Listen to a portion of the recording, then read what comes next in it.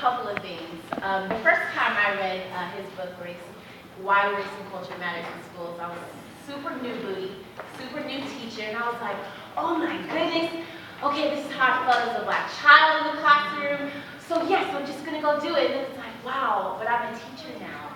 So I get to use my words. I don't get to use my angry face, my attitude, disdain. I can go ahead and say like, look, can we have a critical conversation about what you just said without being scared, because I knew how to articulate exactly what I was trying to say. So I just want to say I'm just so pumped. I hope y'all are so pumped that he's here. Cliff, you want to say anything? Yeah, so I was really lucky because when I went back to school, it was tough. There were definitely times that I was like, what am I doing here in this like ivory tower? I want to be with my kids. I want to be in the community. But Dr. Tyrone Howard was instrumental as a mentor, keeping me straight in terms of like seeing the end. You know, it was difficult at times, but just knowing that like, and I got sage advice from elders in the community as well, that like, yo, sometimes you need to lead to grow. And he always kept me straight, remembering that larger view. And he was not just a mentor, but also a friend, I would say now, in that process. He's also the founder and director of the Black Male Institute at UCLA, as Whitney described, national bestseller book, and also the latest book, I got it right here just to make sure I got the title.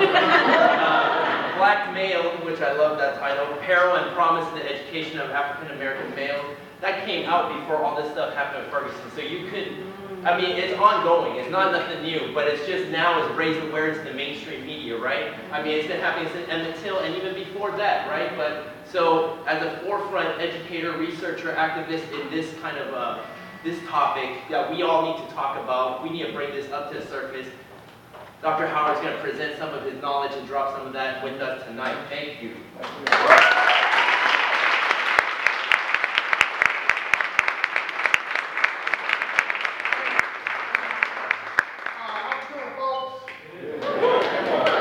How we doing now? I feel like I'm at home now, right? I don't have to use a hot lectern. I don't have to use big words that folks don't know what they're doing. I'm on family now, right? Let me say first, I think it's been said before, I will say it again, that as a teacher, you are only as good as the students that you have. And I have to say that I am oftentimes humbled by the manner in which I have been just incredibly blessed. I mean this from the sincerest parts of my heart, to have some just amazing students in my journey over the past 20+ years. And I just have to make it clear that I have some of those folks who are here today, and they make me look just partially good for what I do. But I got to shout out Cliff. Lee was an amazing student when he was at UCLA, and you know when you're teaching, when you got good students, they make you look better, right? So you can't take credit. They make you. So I got to shout out Cliff. Thank you for having me. The work that you're doing over there at St. Mary's, y'all got to pay attention to them because they're doing it and they're making it happen. So I just want to say thank you, Cliff, for all that you've done.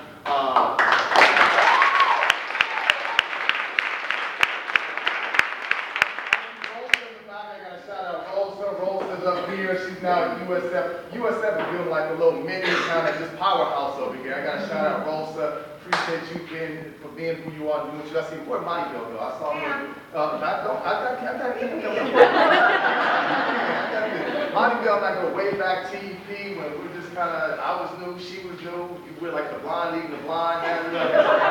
Big things. I appreciate you. I see Danny. I see Rigoberto here. I see all my folks from UCLA. And my main guy right here, I got to shout out Cam. Because Cam is the one, I mean, y'all know Cam. Cam came to UCLA, and Cam had a whole new paradigm of how he's going to do this thing. And you know, he had a whole lot of folks who said you can't do it this way. And part of what I love about Cam is when you say you can't do it, you say you can do it, right? So I learned from him. You know, good teachers learn from their students just as much as they teach their students. And I've learned a lot from this brother, and I just appreciate you. This summer, let me just give you a real example. This past summer, I had a research project I'm going to talk a little bit about today, but I teach a high school program back at UCLA. I've been doing it for the past 9 years. And these are like my babies. You know, you have folks that you don't want nobody to watch other than somebody you truly, truly trust. So when I was thinking, okay, who can I have watching my babies when I'm gone doing the work I'm doing? Cam is the person I thought. Cam came down and spent, what, 6 weeks down at UCLA and kind of more than held the fort down. So I got to say thank you, brother, because they have been giving you much love the whole time. They don't want you back now instead of me. So I appreciate that. So give a shout.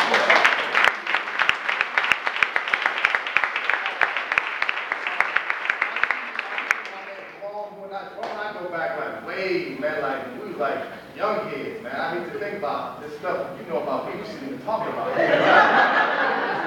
And I got my good sister here, Bernadette, best friend, shout out, right, over at David. So it's just I feel like I'm amongst family and friends. So part of what I'm going to talk about today, and I'm going to try my best. I don't want to lecture at you. I want to talk with you. And I want to talk with you about just some of the last 4 months I've spent as part of the Freedom School project. And some of you know about Freedom Schools. I think Freedom School is like the best kept secret in education. I don't think if folks don't know what's happening in Freedom Schools, you are missing out. Because they have a completely different way of how they're doing school, right? They are taking community-based folks, getting them involved in a different way of how we train folks. They're going into high-need schools, and they're just turning around how we think about literacy, how we think about civic engagement, and the whole 9 yards. So the Freedom Schools, if you're not familiar with Freedom Schools, look it up and learn about it. So I've been involved with the Freedom Schools Project for the past 4 years. And it's a summer enrichment program, after-school program focused on youth in urban communities, right? But part of what we've done the last 2 years is that work has been done in juvenile detention centers. And so the last 4 months I've spent time in 5 different detention camps across LA County that was doing Freedom Schools. And part of what I know, and I always sit here and think about the work that I do, and I oftentimes say I am incredibly blessed, and it's only by the grace of God that I stand here before you now, because I know the circumstances that I oftentimes was a part of growing up, and the slightest twist of fate, my situation could have been very different than what it is. And so when I spent that time in these youth detention centers, seeing young boys and girls, and I say boys and girls very deliberately because they're as young as 10 years old, and you talk about a lot of talent and a lot of potential, a lot of promise that is in the wrong place. It is enough to break your heart. And I sit and think about, like I said, the slightest twist of fate, that could have been my reality. Slightest twist of fate, that could have been any of our reality. And part of what we have to do is not forget about that population. Spending time with these young folks, talking to them about life, talking to them about their future. I was blown away by how many of these young boys, especially, young men I should say, 14, 15 years old, already fathers. One young man was 14 years old, had 2 kids already. It just breaks your heart to see this population of our young folks. You go to LA County Detention Facility, nothing but black and brown, right? And I talked last night about this large cottage industry that's just churning, just making billions of dollars off the back of our young folks. So I come to you thinking about those young folks that I had the opportunity to spend 4 months with, and hearing their stories, and watching them trying to figure out life, trying to see how they can somehow become self-actualized individuals, and thinking we cannot turn our backs on these young folks, because at the end of the day, they will ultimately find their ways back into our communities, back into our neighborhoods, and back into our schools. And part of what we have to do is not allow that stigma that's been placed on them to be their defining reality. Because one of the things that they spoke about time and time again is that what happens when I leave here? Are people going to always have this label on me as somebody who is a convict, somebody who is a criminal, somebody who is not worthy of being invested in? So it's up to us, and I know many of you are already doing this work, right? And we've got to continue to sort of dig deep and try to make sure that when these young folks transition back into our neighborhoods and our schools, that they're giving the best shot possible to succeed. So that's what I want to talk about today, just the way in which I continue to be pained by the way in which we see our young people engage in schools. And part of what happens in schools is a process and a set of practices that essentially pushes them out and puts them in situations when they're in juvenile detention centers. LA County, Alameda County, as I understand it, have the 2 largest youth detention facilities in the state. Part of what we also have to understand that there is a private profit industry that is blowing up in California, right? It is blowing up, and it's making money off the backs of our young brothers and sisters. And part of what we have to do is develop a conscience and say, how do we stop this? How do we put principles and practices and procedures in place that don't allow this to become so much a part of the norm of what we see in California schools? I maintain that teachers don't realize the role that they play in this process. educators play a critical role in even starting the wheels turning on how our young people are being pushed out of school and being directed into prison. So part of what I'm going to talk to you about today is this idea of how we have to think about this. So I make this comment all the time. Teachers are being prepared to teach in classes that no longer exist. I'll say it again. The ways, and I say this as someone who's involved in teacher education, I look at the models, the examples, the concepts that we use. They don't fit the set of circumstances in schools today. And until we start to significantly reframe the way we think about teacher preparation, we're going to continue to see this problem sort of repeat itself over and over and over and over again. So many of you who are in schools, you know what happens, right? Teacher education programs do what they do, and then they send them to schools, and you almost more or less have to retrain folks from the very get-go, right? Because what they're prepared to do, they're not equipped to deal with the realities of their schools. Part of what we know is that half of all new teachers who are in urban schools leave in the first 3 years. Half, they leave, right? Part of what we know is that 10% of those teachers leave not after the first year. Those folks leave during the first year. Think about that for a second. These are folks who come to teach on a Friday. School is done. They try to let everybody go home. They pull their car up to the classroom. They got boxes. They start packing up, and they leave. They don't come back on Monday, right? And so part of what we have to ask ourselves is, why do we lose so many folks? Because you know we have high teacher turnover in our community. High teacher turnover in urban schools, right? What we know in some cases, our young folks have as many as 8, 9, 10 teachers in an academic year. Elementary folks, I'm not talking about secondary students, right? A new teacher a month. Long-term subs become the norm, right? So we have to ask, what is it that is happening that's causing such high turnover of folks in the schools that we care about, right? Now what we know is that the reason why most of these folks leave is not because they don't know their content. It's not because they don't know how to lesson plan. It's not because they don't know how to unit plan. Why do they leave? Y'all help me out. Why do they leave? Talk to me, brother. I feel frustration with the youth that they're teaching, having to deal with young men and women who come from homes where maybe the night before they have experienced some type of trauma. Okay. Something that leads to them acting out in a way that behaviors and that most teachers who aren't in that environment aren't. Bingo. Really. You're right. Absolutely. Right. Why else do they leave? Why do folks leave so soon? Talk to us. I think, like Chris framed so eloquently, they feel signs of subjugation. Right, right. So they go into it, right? Freire talks about education being as what? Educators, you're either liberators or you're oppressors, right? So many folks sign on the dotted line attempting to keep the status quo in place, but they walk into schools and they tell us that this is not going to happen. Yes, ma'am, talk to us.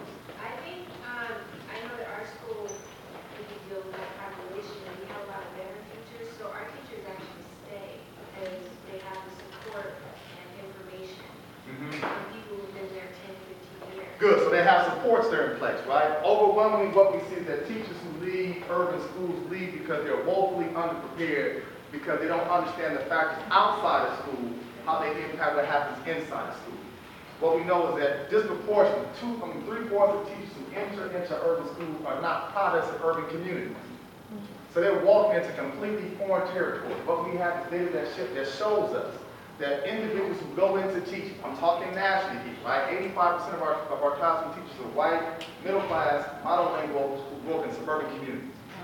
Most of them have intentions and desires to teach in the very types of communities where they have grown up.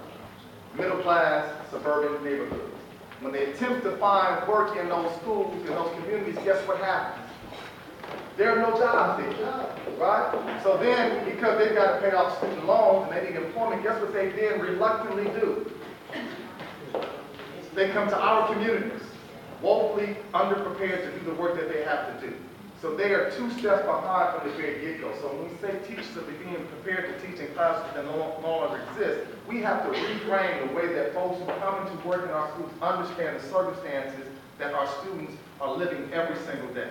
And if we don't help them in that process, we are essentially helping to participate in genocide of our young people. I don't want to sugarcoat it. I don't want to call it anything else but that. Because when we put our babies in the hands of people who don't have their best interests at heart, we are asking for disastrous results. Okay? So, how does this all play out? So I'm studying this whole area now. I'm putting my psychologist hat on, attribution theory, right? Attribution theory, I've been doing this reading about trying to understand what is it that we do to explain the circumstances that people find themselves in, right? So everything that happens, we try to explain it somehow, some way. That's what we do as human beings, right? What's the attribution? If I was to go around this room right now and say, explain to me why you are here right now. You tell me because somebody invested in me, somebody believed in me, I worked hard, I made certain choices. You have an explanation for why you are where you are, right? We also have explanations behind why people are where they are. And part of what we've been doing in a project I've got is we've been talking to pre-service teachers, asking them to explain why do they believe that young people in urban situations are where they are. And when you get to the root of this, you begin to understand why we see what we see happening in urban schools. Because if you look at the literature on attribution theory, it tells us that there's a big mistake that most people make when they're trying to attribute certain behaviors to certain circumstances. And that mistake is plain and simple. The fundamental attribution error that is made is that people tend to overestimate the power of the person and underestimate the power of the situation. Okay? So I want you to hold on to that for a second. People tend to overestimate the power of the situation and underestimate the power of the situation. Somebody interpret that. What does that mean? Anybody? Talk to me. Yes, ma'am. That means that if a priest was walking by, hurried up, trying to get to a meeting, Yep. they rushed him, Yep. and someone's on the road, he's not going to help them. Mm-hmm. But that person's going to think, wow, that priest is a real bad guy. Yeah, exactly. And he doesn't know that he's rushed. He doesn't know the situation. Somebody else, help me out. Talk to me, sir. Me is like blaming the victim. Okay, say more. So like people are caught up in systems of oppression, and so instead of blaming the systems of oppression, they're blaming the oppressed. Bingo. So look, we live in America, and one of our core values here is that they stress to us the importance of rugged what? You all know, right? Rugged individualism, right? That we pull ourselves up by the bootstraps, and everything we've done is a direct product of our own merit and work ethic and determination and desire, and we don't worry about anybody else. We'll cut our mama, we'll cut our daddy, we just gotta get to where we gotta get, right? That's a European construct that does not fit within the context of folks of color, right? So part of what happens is that the fundamental error in attribution theory says that we overestimate the power of the person because that's the way we get socialized here, that what you do is because of what you've done. Where you've gotten is because of your own work ethic, your own sort of steps, right? But part of why we reject that because we realize that, you know what, I stand here because of a whole lot of folks who sacrificed and gave up so I can have something that they can only wish and dream for. Right? We know we can't stand up in front of any audience and talk about how great we are without a whole lot of folks getting ready to slap us upside the head. You know that you are the hopes, answers, you are the prayers, resolve, you are all those things, right? So part of what attribution theory tells us is that, look, we have to understand the situation that people make behaviors in, okay? So if we're going to understand why people do what they do, we can't put all this abundant blame on them as individuals. Let's understand the context. Let's understand the situation. We are all products of our environment, for better or for worse. And the more we help our educators who are working in our schools understand the situation that young people are in, then we can perhaps begin to reframe the manner in which they engage. Because right now, what happens by and large in a lot of our schools, our teachers see our babies behaving in the way that they do, and they say, these kids don't know how to act. These kids don't know how to respect authority. These kids don't have academic proficiency, right? It's a bunch of deficit stuff that basically just kind of just operates with everything that they do. Part of what we have to do is kind of flip this on its head and say, let's look at the situation. Because I would be willing to bet that if you put the same teachers who are so quick to blame our children for being deficit-oriented, if you put those same teachers in the situations that our youth are in every single day, guess what would happen? It would happen the same way, right? If not worse, right? If not worse. So part of what I do, I've got a group of students back at UCLA. We create this profile of urban schools across the United States. And I want to give you just a brief snapshot of how we take data that some folks will look at and place within the context of a deficit lens. And we have to turn it on its head and say, you've got to look at it from an asset standpoint, because part of what you have to understand is that with some of the challenges that our young folks are facing, the fact that they still show up at school every day says something about their resilience. Okay? The fact that they show up and don't hurt anybody says something about their restraint, right? So we gotta be honest about some of the circumstances and challenges that our young folks find themselves in, but we have to be willing to find folks who don't make this fundamental error and place blame on them without understanding the larger situation. Does this make sense to folks? Okay, so let's walk through this classroom real quick. I want to kind of take you through some steps. You all know this data I'm going to show, but part of what I want to make sure we're doing is we're thinking about ways, language, and paradigms that help to flip the script so we can help folks who work with our children understand that they cannot see these through a deficit lens, okay? So here we go. Look at classrooms, urban classrooms in the United States. We take data from the U.S. Department of Education. We look at the 150 largest districts, which makes up approximately 85 to 90% of all students in the country, and we shrink it down to a classroom of 30, okay? So that way it kind of gives you the context of what a classroom would look like. These are national numbers. Now, depending on where you are, the numbers could be higher, the numbers could be lower. But this at least gives you a snapshot of some of the situations that our young people find themselves in and how we have to respond accordingly, okay? So, our classroom of 30, 20 out of the 30 students will live in poverty, okay? We can start and stop our conversation right there. When you got young folks who live in impoverished circumstances, that poses some challenges, right? Now, the deficit framing of that says, okay, poor kids can't, right? Now, you're talking to somebody who grew up in Compton, California. I know a little something about poverty, right? Part of what we have to understand, I believe, that growing up in poverty in many ways almost gives you like a sixth sense. Why? Because you have to survive. Because you have to make a way out of no way, right? Because when there's a roadblock, you have to find a way either over it, around it, or through it. Part of what our teachers don't understand is that kids who grow up in poverty have far more resourcefulness than they ever are given credit for, right? My thing is, you sit and talk to kids in our community, they will tell you some stuff that is so outlandish, like, how'd you come up with that one, right? Because this is what we do.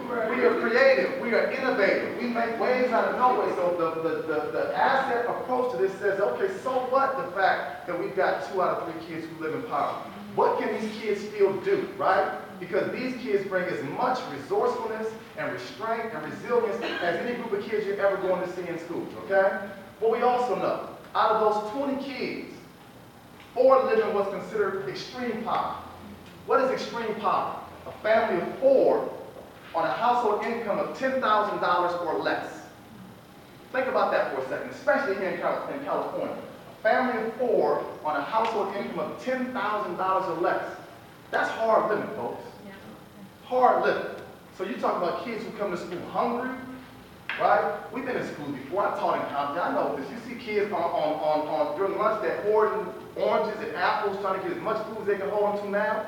Because it's not about me just feeding myself now. It's about what? Yeah, it's feeding myself later. And it's not just about me feeding myself later. I got what? I got 2 sisters. I got a brother. I'm looking out for everybody. That's what we do. It's this communal spirit, right?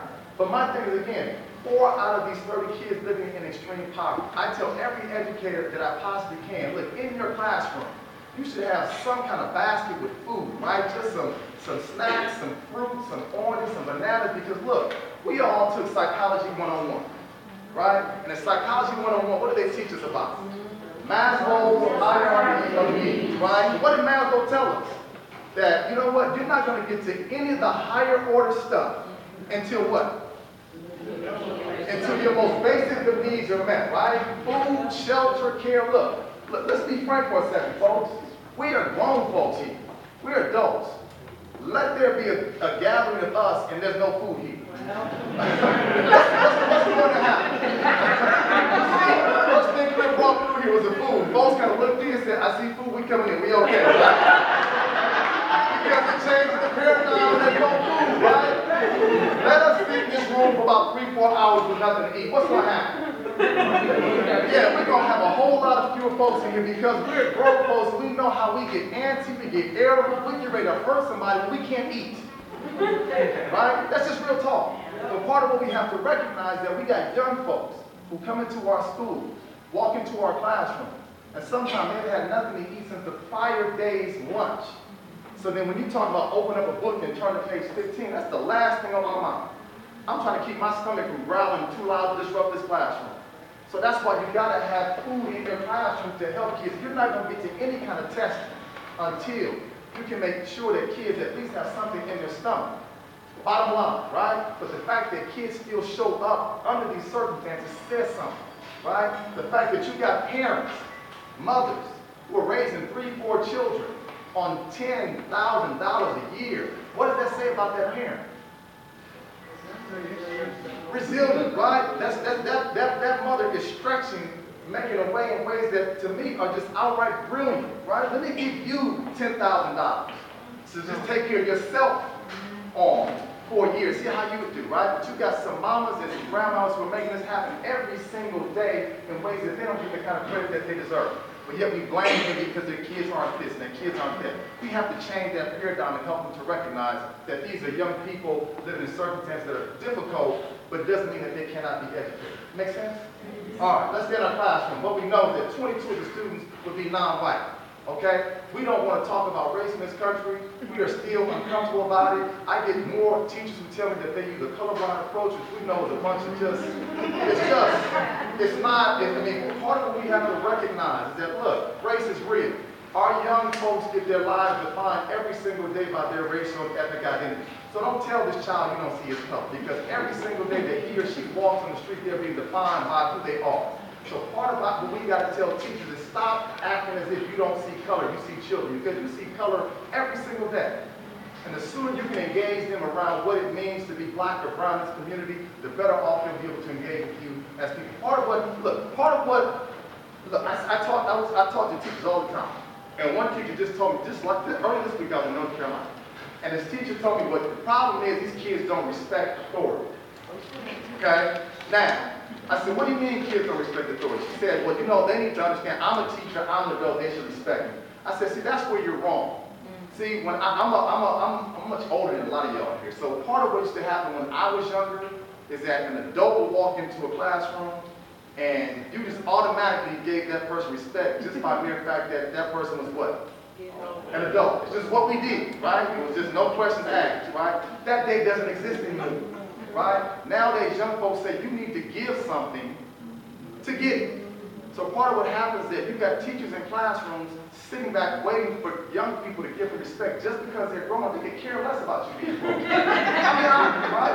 Because many of our young people will tell you, look, I deal with the same kind of situation that you deal with. I leave here, I go pick up my younger cousin, my younger sibling, I get them home, nobody's at home because mama's at work, I gotta make sure they get their homework done, I gotta feed them, I gotta put them in bed by 8 o'clock. That's what I do, and I'm 12. Right? So how are you gonna tell me that your reality is any different than mine? And guess what? You doing all that, you got a car. I don't have a car.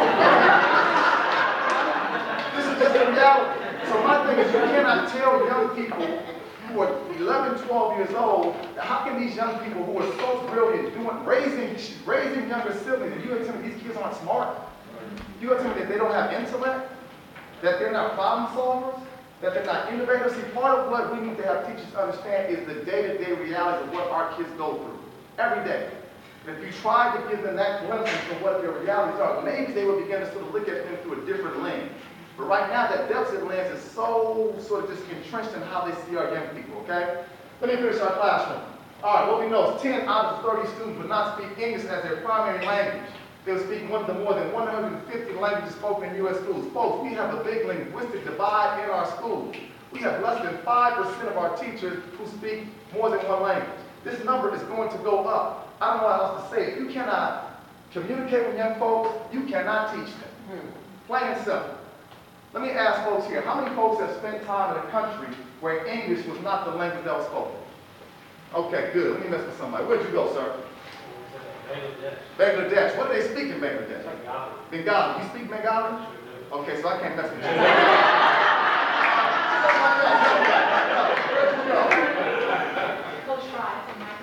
Micronesia. What do they speak here? Kotrani. You speak Kotrani. How did you feel being here? Communicate. Okay, so how did you feel? I felt, like inferior. Not like inferior, say inferior, right? Right. So part of what we know, if anybody has spent time in a country where there's a language being spoken that you don't know, it makes you feel like you are wholly inadequate, right? You feel like, I don't know what they're laughing at, are they laughing at at me, or they're making jokes about me, right? And everything is a movie, right? I spent time in Montreal some time ago. I didn't realize they speak as much French as they do in Montreal. I'm like, man, it was hard. But the thing is, I kept saying, okay, this is nice, but in about 5 days, I'm going back home. And they speak English. But part of what we have to recognize is this is what young people deal with in our schools every single day. They come here, and guess what? They're not only having to adapt to the language, but then they got to learn how to read, do math, do science, all the stuff that we do. And there's no empathy for those students, right? Despite the fact that we have research that says that young people who speak more than one language have a certain degree of cognitive sophistication that those of us who speak one language don't have. So instead of framing them as being problem children, it's just the opposite of gifted children. You got kids who walk into our class who speak 2, 3 languages, and we're talking about these kids are not smart. That's the way we have to reframe this, right? Language is an asset. In LA, what we know, folks, a lot of you guys down in LA, you know what happened. We outlawed bilingual education 10 years ago. Outlawed bilingual education. This was 80% Latino. Half of those folks speak something other than English as their primary language, and we outlawed bilingual education. How do you take away a primary language to learn a second language? Right? You get kids who have been, you can be written up and referred to the office for speaking a language other than English. Right? So we take away the language, then we say, if you want to go to college, guess what you have to have? You have the language, right? What do we have to do that way? We take the language away from you. You want to go to college, we say you got to have 2 years of foreign language, you're first to have 4, right? Why not keep the language in place and build upon it the entire time the kids in school, right? So again, this is part of the reality we have to reframe. Language is an asset, not a deficit, right? And look, even some of our English-speaking children only. Look, I love black children, but black children can do a job on the English language, right? But part of what we have to do is allow them to recognize that that language has a place and a space and a time and an appropriateness. So we can't bastardize language because it's not the Queen's English. We have to help our kids and our youth understand when and where and how it's appropriate. That makes sense, folks? All right, let me keep going. I get sidetracked. All right, now, stand in our classroom in the U.S., what we know is that, look, 5 of the 30 students will not be reared by their biological parents. What we're seeing is an increase in the number of kids who are being reared by foster parents, grandparents, and I always reference the woman I met, last year, 92 years old, raising her great-great-great-grandchildren. So there's a different reality of who is raising children today, okay? And we know black and brown youth are more likely to find themselves in foster care, more likely to not be under the roof of their biological parents. So part of what we have to understand, I see teachers make this mistake all the time. They talk to students, go home, tell mom or dad X, Y, and Z. Mom or dad are not in their picture. You need to know who their caregivers are, right? I always tell my educators, the number one thing you can do with your students is build relationships. You build relationships, you know who they go home to. You know who cares for them. It's just a fundamental part of what we have to do. But what the fundamental error is that many of our teachers automatically superimpose their experiences and their reality onto their kids. Well, when I was young, my mom would be at home waiting for me to get home, so that's why I shouldn't have. That's not their reality. You need to understand what their reality is. So we need to understand that this, again, represents something very different than what many of our teachers have experienced, okay? Also, 2 of the 30 students will be homeless, right? If we don't talk about homelessness for many of our youth, we're missing the boat, okay? We have young people, you all know this, I'm preaching to the choir again. We have young folks who are living in cars, living in shelters, right? How many youth do we know who go from couch to couch to couch to couch? They just find a friend's house. I'm going to stay here for 3 days, then I'll leave from here, I'll go there for 4 days. Now, the way to look at that is to say, well, you know, these are kids who don't have. But when you, let me send you out on the streets tomorrow with no money, no cell phone, and say, you got to figure out where you're going to live for the next month.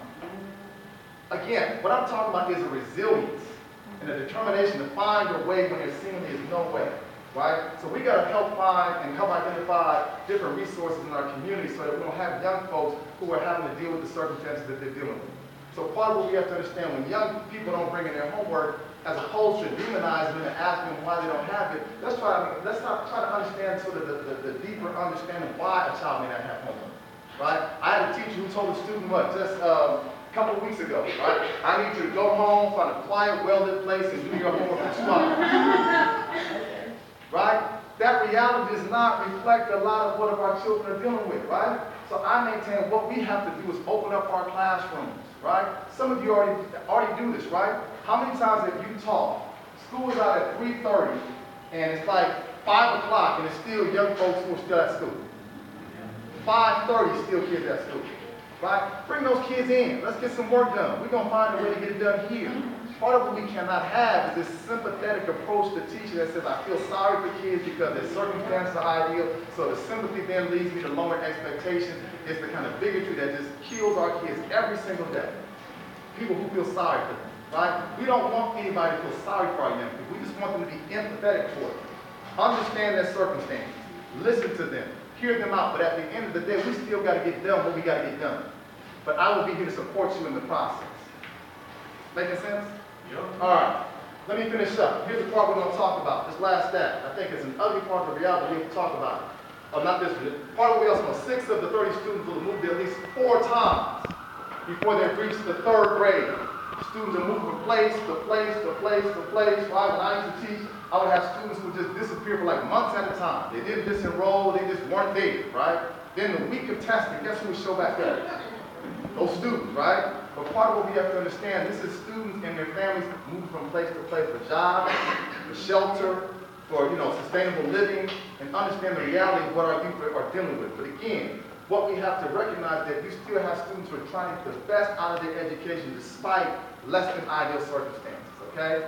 And then the last step, this is the one that's troubling. 5 out of the 30 students will have been some type of victims of physical, verbal, sexual, or emotional abuse. I hate to talk about this one, folks. This is just part of the fabric of not just urban communities, this is all communities. But this is what we don't want to talk about. And the fact that we don't want to talk about it means we are not in tune with what some of our young people are dealing with. So we know about 5 out of the 30. According to the Department of Children and Family Services, for every one that we know about, there's another one that we should know about, but that's unreported. So that means we're talking about close to 1 out of 3. My thing is that, look, we've got young people who are dealing with some horrific circumstances. When young people walk into our schools angry, oftentimes there's a reason why. When they come in disengaged, oftentimes there's a reason why. My wife is a children's social worker, and she brings these cases home, and I swear some of these cases will bring you to tears of what our young people are having to deal with. She's got a case right now, 12-year-old girl. 12-year-old girl lives with her 2 younger siblings and her mom. Mom meets the guy, boyfriend. Moves the boyfriend in the house. Boyfriend says, I'll help you take care of the kids, right? We know how this story starts to unfold, right? Boyfriend starts sexually abusing the 12-year-old child. Says, if you say anything to anybody about this, I will harm you, your siblings, and your mother. That child is still showing up at school every single day. Now, if that's not strength, if that's not determination, if that's not resilience, I don't know what is. Right? How do you still maintain any sense of normalcy knowing that you're going through some of the most horrific circumstances that anybody could ever imagine? The young girl finally musters up the courage and tells her mom what the boyfriend has been doing. Mom doesn't believe it. Mom says she's trying to come between me and my boyfriend. Puts the girl out of the house. So now she's homeless and she's a victim of abuse. Again, folks, I mean, this is the ugly part of the reality of all communities. But part of what we have to do is we have to recognize when there are young people who are not quite there, and we should know when they're not quite there based on what we hear from them, based on what we see from them. We have got to begin to probe and understand how can we be of assistance to them. Look, abuse stuff is real, and we have to understand kids are not going to be academically at their best if they are living through horrific circumstances at home or anyplace else. It's just a conversation that we don't like to have, but the more we're doing data collection, talking to young folks, we're finding out this is real. And oftentimes, who young people feel comfortable talking to are folks that they trust and already have built rapport with. That's folks in this room, right? Someone who's an advocate, someone who's an educator, someone who lives in my community. Be an ear, probe with young folks, talk to them, try to understand what they're going through. But also let them know, especially folks in here who are mandated reporters, you know that once they tell you, you've got to then act. Right? We have these unfortunate cases. We have one in LA that's happening right now.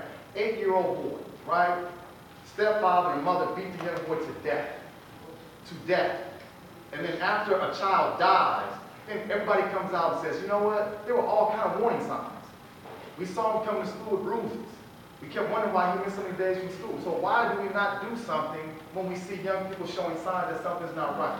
Some of this stuff is life and death, folks, and we have to act in some real immediate ways to help save children. Again, I don't like to talk about this part, but this is part of what is happening when young people are reporting to us on a regular basis. If we don't talk about this, then we're missing the boat. How many times do we see this happen with young folks? Show of hands. Yeah, far more than we talk about, okay? So I'll move from there. So that's our classroom. So look, let me talk about what this then leads to. We got a lot of young folks who are dealing with trauma. Trauma goes untreated, right? If you're angry, guess how you begin to behave? Angry, that's right, right? I'm angry, I behave in angry ways. So part of what we're talking about is understanding the situation. So we cannot demonize children when they have circumstances. If anything, we have to lift them and affirm them to still navigating and negotiating through these difficult circumstances. When there's trauma, we have to ask, is there social support at home, right? Is there a sense of, do I belong at school, right? Educational adjustment, all these factors become a part of the process, and we have kids who typically show one of 3 types of behaviors: depression, withdrawal, or anger. How many times do you see young folks who are just outright angry, right? And oftentimes they don't have the language to articulate why they feel that way. They just know that their circumstance is not what it is, and they are angry. And they take that anger out on anybody who happens to be there. And sometimes what teachers don't realize is that they just say the wrong thing at the wrong time to the wrong child who's like basically a ticking time bomb. And once they say that one thing, it just blows up. Right? I have a young man, we have a project, Jeff is working with me at school down in LA. And young man, DeMarcus, 12 years old. DeMarcus was cutting up in the class. Teacher told DeMarcus, go outside. I don't want to deal with you. DeMarcus said, okay, I'll go outside. He got up and walked outside. He's sitting out there against the wall, not bothering anybody. The teacher comes out of the classroom, so I guess now she's going to deal with DeMarcus. Cardinal sin she made was she got up on DeMarcus. Now DeMarcus is about my height when he was 12. Big dude, right? Cardinal mistake she made. She was all about 5'2", right? Cardinal mistake she made. She got up in DeMarcus' face and started pointing her finger at his face, talking about his behavior. I was there. I saw the whole thing. DeMarcus said, whatever her name was, get your finger on my face. You shouldn't do that, right? Okay, lady, listen to the cue. He told you, get your finger out of his face, right? Oftentimes, you don't even get the cue, right? So he said, get your finger out my face. She kept going, right? And you know, in certain cultural circles, you don't point your finger at me, let alone that close to my face, right? So then DeMarcus kind of moved to the side because she wouldn't do it. So when he moved to the side, she moved to the side with him and continued sort of pointing the finger in his face, right? So I'm kind of in the doorway trying to watch the kids while this is going on. I heard DeMarcus again, I told you, get your finger out my face. Second time, lady, you got to get a clue at some point in time. He tells you, get your finger out of his face. She kept on. DeMarcus grabbed her finger, twisted her hand, put her arm behind her back, and shoved her up against the wall. So at this time, I had to come and get him off of her, right? Marcus is on the point of about to hurt this woman, right? So now, DeMarcus is wrong as 2 left shoes. Because you can't grab a teacher by the hand, put her hand behind her back, shove her against the wall. This woman is losing her mind because now she might have lost her bowels and urine and everything else. But I'm thinking, lady, you asked for this. You asked for this. Some of these young people, we have a ticking time bomb. And all it takes sometimes is the smallest thing to set them off. If you live in certain circumstances that you have to deal with, guess what? You might respond in the same way. So part of what we're trying to get young folks to understand, A, is some different coping mechanisms, number 1. But 2, we got to get educators who are more empathetic and who understand the kinds of circumstances that our youth are dealing with. There's a way you deal with that, right? There's a way you engage him. There's a way you approach him that diffuses that entire situation and doesn't allow it to get to that point, okay? Now, so all that stuff leads to what we see here, and I talked about this last night, this reading data. This is stuff that kind of disturbs me, because at the end of the day, you look at black and brown, and part of what the NAEP data tells us is that less than 20% of them are proficient by the time they get to grade 4. I'm going to say that one more time. Less than 20% according to NAEP are at grade level by the time they get to grade 4. So that's a big problem. Because I believe by and large, look, nowadays, if you're not reading by 2nd grade, you're going to face a difficult time ever getting on grade level, right? So we're no longer teaching you how to read. You are reading to learn at that point in time. So I don't know that I completely buy into the negative. I think sometimes they help to feed a larger narrative about what our kids can do, but part of what we do know is that many of our young people are not where they should be in reading because we don't provide them the appropriate support to be successful. Okay? Part of what I love about freedom schools is that everything that those youth read in there are culturally relevant materials. They read about things in their neighborhoods, in their communities, with their history, with their issues, with their background, with their perspective. The data is clear on this. When we get to read and learn about things that are relevant and meaningful to us, guess what? My interest goes up. My effort goes up. My engagement goes up. And then at the end of the day, my overall efficiency is going to improve. But when we continue to give kids the same kind of outdated curriculum that does not reflect them, they're going to disengage. Right? So again, we're blaming the individuals, but not blaming the situation that they find themselves in. Part of what we find with freedom schools, we take young people who are 3, 4 grade levels behind, you put them into these schools with these programs, with the kind of supports, you start to see the needle moving on their literacy proficiency because now it's something that I'm interested in.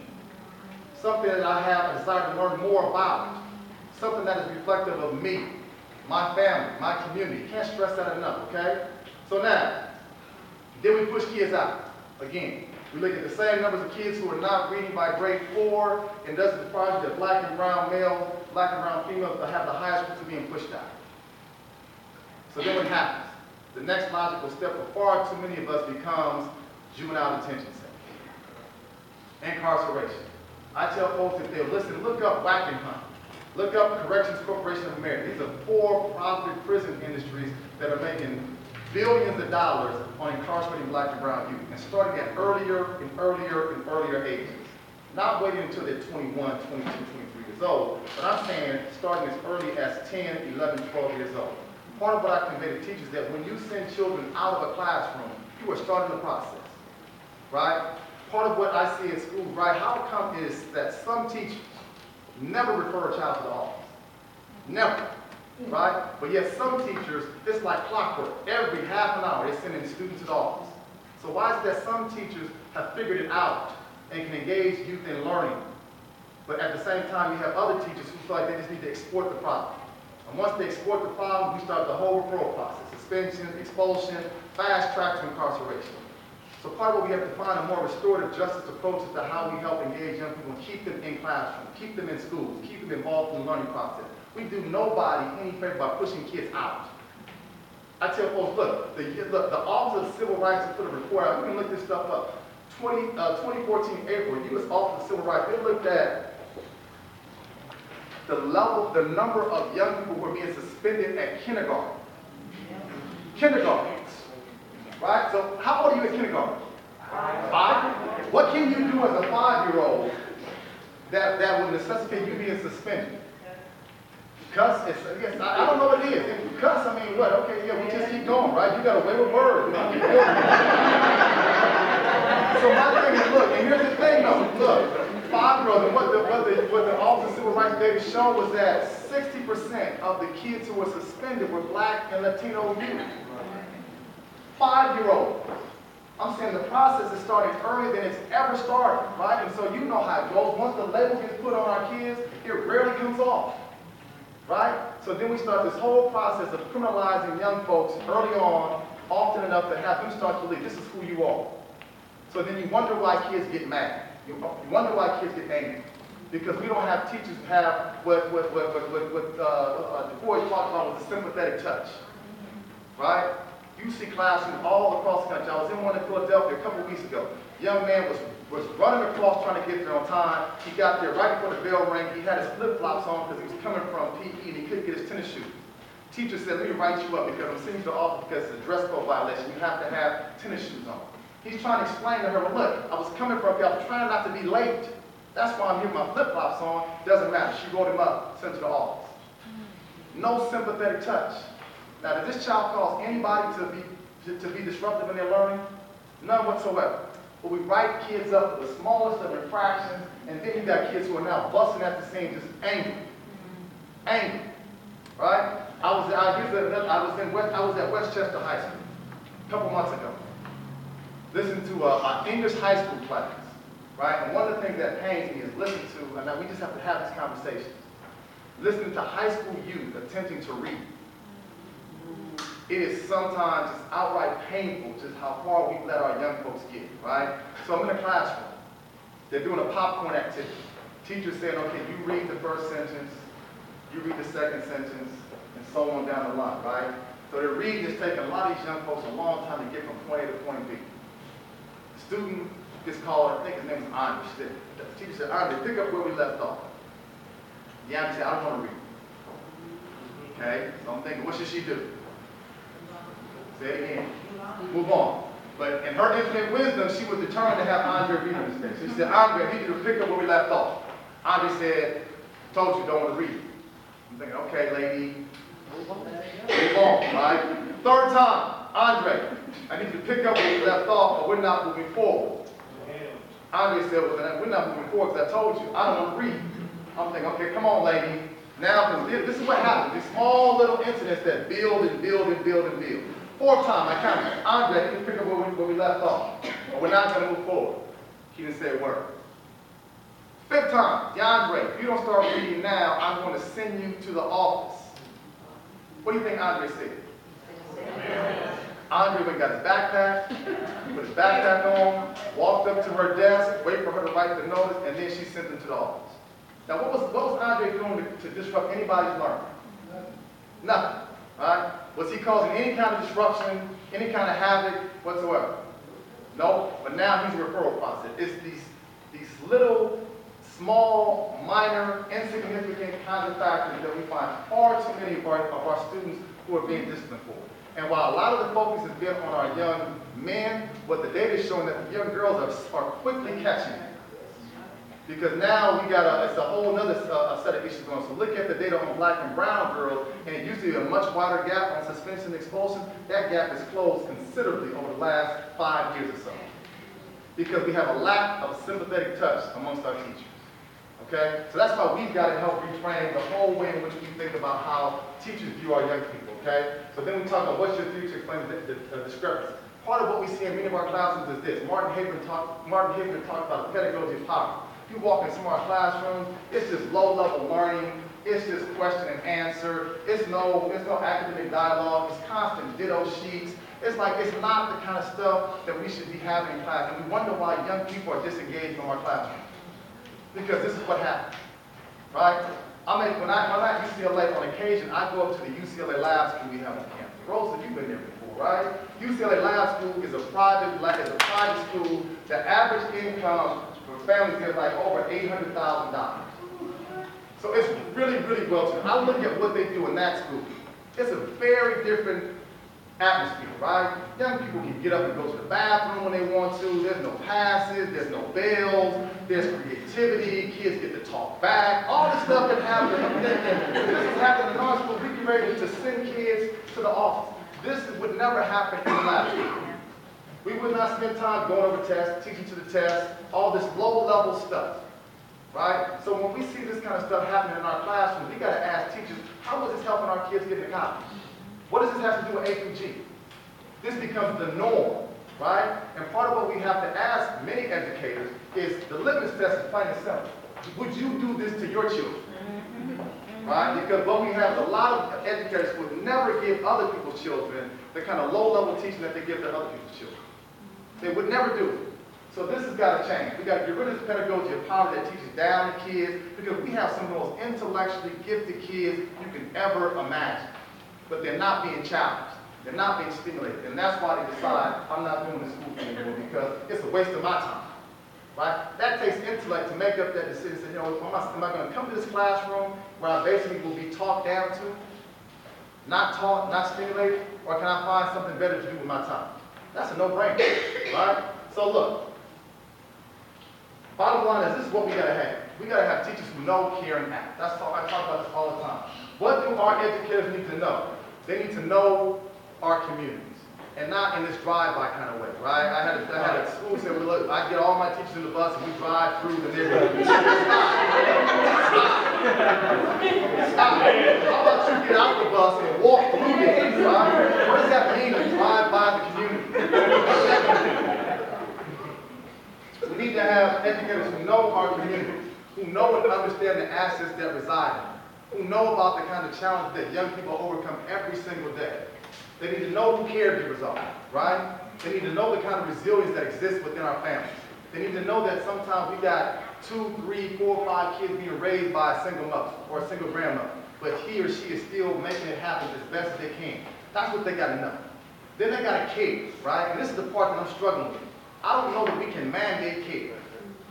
And I'm talking to a lot of folks who are saying, well, you know what? We just have to convince. Clifford and I were having this morning, right? How do we convince them? I'm like, I don't know if we want to have to convince folks to care, right? If I have to convince you to love me, do I really want you to love me? Something that's not authentic, something that's not genuine, I have to question how long it's going to last. So we need people who care deeply, right? Part of what we find in our results from our data, we talk to young people, the number one thing that they say that they want from teachers, that they learn from, is having teachers who care. We ask them, how do you know if a teacher cares? Because guess what? When I walk into that classroom, there's accountability, there's routine, there's structure, you know my name, right? There's a sympathetic touch. Sometimes I know I mess up and you get on me when I mess up, but you give me a chance to redeem myself in that process. Right? It's not rocket science. You talk to kids, they can tell you teachers who care and teachers who don't care. So you got to care deeply about kids as if they were your own children. You got to care about the community they come from as if it was your own community. If you're not doing this for the right reason because you don't care deeply about the children that you teach, why are you doing this? Right? Get out of the work. But far too many teachers, you all know what I'm talking about. I got 2 more years until I retire. I'm just counting the time now. That's wasting children's education, years that they cannot recapture or get back. So we got to have caring folks who are in classrooms doing this for all the right reasons. Then you got to act. That means you got to act every single day. You got to do things that sometimes the district does not want you to do. I'll say it again. You got to do things that the district says you should not do. Right? I can't tell you how many times I took kids home. District said you can't put kids in your car because it's a liability. If you get into an accident, they can sue you and they can sue the district. So what? This child is 5 o'clock and even this child is right home. Right? You got to act in ways that says, I don't care that there are restrictions that tell me I can't do what I do. I got to do what my children need because I know and understand them. Many of you do this all the time, right? I talked to Cam. Cam got students, you know, how much money have you come out your pocket with? Oh, man, I don't even know. You be a rich man by now, right? Right, Jerome, you know, right? How many times do you have to deal with this? On a regular basis? Absolutely. But the district will tell you, nah, I got to ride, got to roll right by him. Never mind the fact it's pouring down rain, and I want this kid to be on time. We got to act in some more meaningful, sympathetic ways. So you got to know, care, and act. Some of the ways we do that, number one, you got to know your content, folks. Right? Part of what we have in LA, and it just pains me to see, we got more folks who are teaching out of subject areas than they should. It's not uncommon to walk into an algebra classroom and got the PE teacher teaching algebra. How does that happen? Right? We should have folks who are in their content areas who are equipped to teach the area that they're supposed to teach. This one goes without thinking, rejecting deficit thinking. Right? I try to tell my beginning teachers as much as I can, stay out of the teacher's lounge for at least the first 6 months. Because that is like deficit thinking essential, right? That's where all the negative stuff for all of our kids is just so enmeshed. Like, just stay away from that place, right? Because there's a lot of negative stuff. I hate to say it, but I'm just speaking from my experience and what I see and hear in a lot of schools, right? Then I talked about this one, there's got to be authentic relationships. Again, you cannot effectively teach children that you do not know. I say that all the time. You've got to know your students, but part of knowing your students, as you all know this, is that you got to give of yourself. You got to talk about your story, right? You got to talk about your challenges, talk about your setbacks, because that humanizes you, right? I remember, you ever remember when you teach, sometimes when you see, especially you teach elementary school, when your students see you in the community, and they lose their mind, like, what are you doing? Right? Because they think they eat, live, and sleep in their classroom, right? They see the grocery like, Mr. Howard, what you doing here? Trying to get some food. But part of what you have to do is you have to humanize yourself and be real with them about your own set of circumstances, right? That's what authentic relationships is all about, is knowing your students well. Being able to say, you know what, I made a mistake. I'm sorry. Part of what pains me is when I see teachers put students on blast in front of all their peers, right? Then realize they made a mistake and then pull them aside one-on-one and say, okay, I made a mistake, I'm sorry. No, if you was big enough to put that child on blast in front of everybody, how about you also apologize in front of everybody, right? It's those kind of things that make it. So authentic relationships have to be in place. And then the last piece, there's got to be a socio-political consciousness. Our educators have to know and understand the circumstances upon which our young people are living every single day. They need to understand the multiple layers of oppression.